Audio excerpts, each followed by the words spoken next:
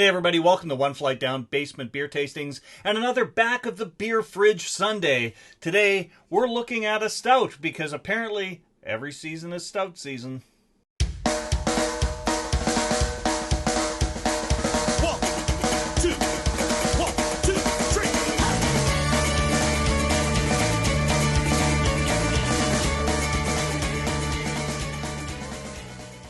Alright, I don't normally drink a lot of stouts in the summer. And I do understand that, every season is stout season. That's shout out to my buddy Nutmeg 2 Palmetto. He argues that point all the time. And really, we shouldn't just have stouts in the winter, fall, cooler months.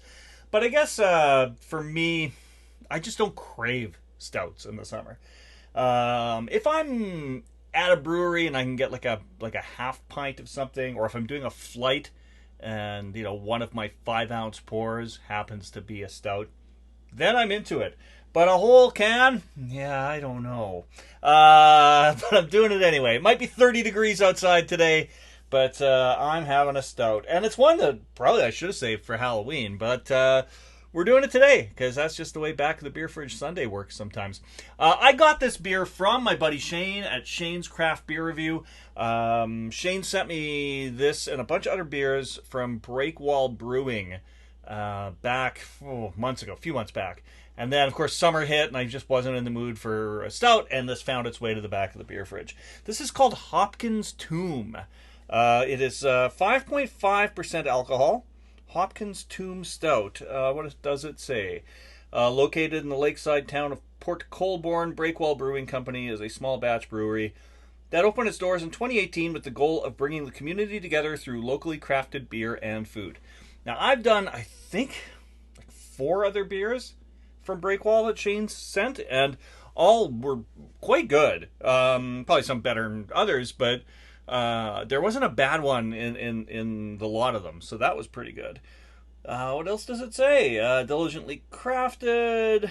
It doesn't really give a lot of other information. I love the spooky can art. That's one thing I will say for Breakwall. I haven't been super thrilled with the can art. This one's pretty cool though. I like this a lot, but that's because I'm just a big time horror nerd. So, all right, let's get this in a glass.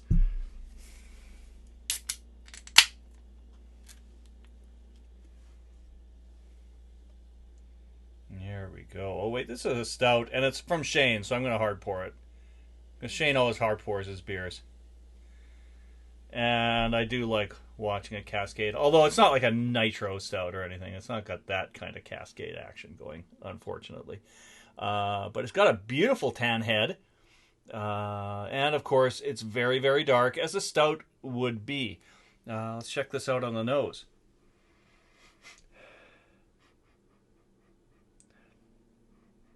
I was expecting more of like a roasted note, like a roasted coffee, roasted chocolate, something along those lines. I don't know what I'm getting. It's an odd smell. I get a little bit of sweetness that you get with a lot of stouts, like dessert stouts, that kind of thing. The dark chocolate sort of note that I was talking about. But it's not quite chocolate. Like a slight sweetness on the nose. But nothing overpowering or anything like that. Interesting. Okay, it's time to go in for a sip. Let's check this one out.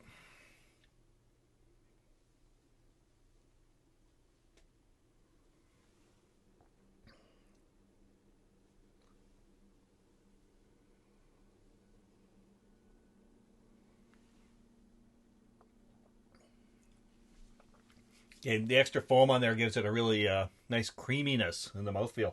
But otherwise, pretty thin on the mouthfeel. But it's not bad. I do get that kind of roasty note at the end. There's a little bit of a bitterness in there. It's not bad. It kind of tastes like really just kind of like your standard stout. Like it's not. I've had so many dessert stouts and that kind of thing in the last couple of years. But this one is kind of just more your kind of basic stout.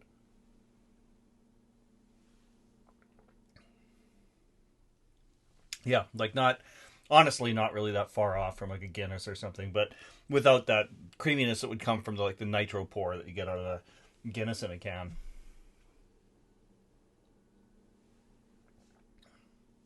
Yeah, that's not a bad beer at all. Not fantastic. I've had much better stouts, but it's easily drinkable, and it's like it's not super strong too. A lot of the stouts I really like these days tend to be really really strong. So it's kind of nice to have one that's that wasn't clocking in at 9% or something stupid like that. This is what was it 5.5? I said. Yeah, nice, easygoing 5.5% alcohol. So a little stronger than a Guinness, but I think that usually comes in around 4.5, something like that.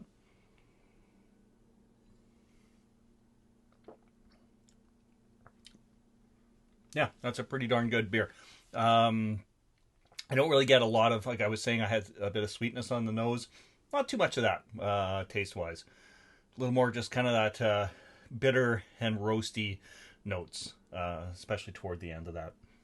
Decent beer overall. Thank you very much, Shane, for sending this my way, and thanks to the rest of you for dropping by the Terry Isle Basement Pub. But wait! I was going to let you go. There's one more thing we got to do. We got to figure out what beer we're doing next week on Back of the Beer Fridge Sunday. All right, let's check this out.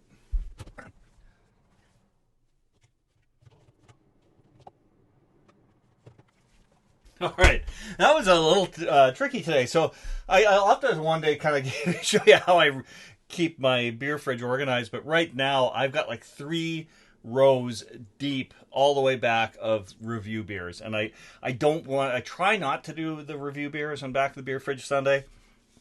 This one I was going to review anyway, but it kind of wound up in the wrong row because I had a little more than 3 rows worth of review beers. So I had to dig around a bit more. I couldn't go there, and I went pretty far back. I actually forgot I had this. I've got a couple of these, actually.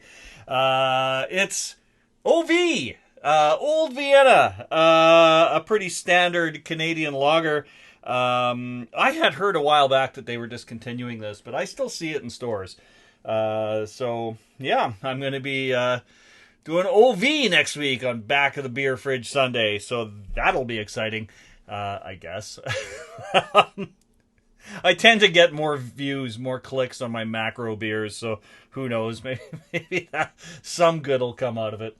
Anyways, friends, thanks so much for dropping by the Terry Isle Basement Pub. We'll see y'all again real soon. Cheers.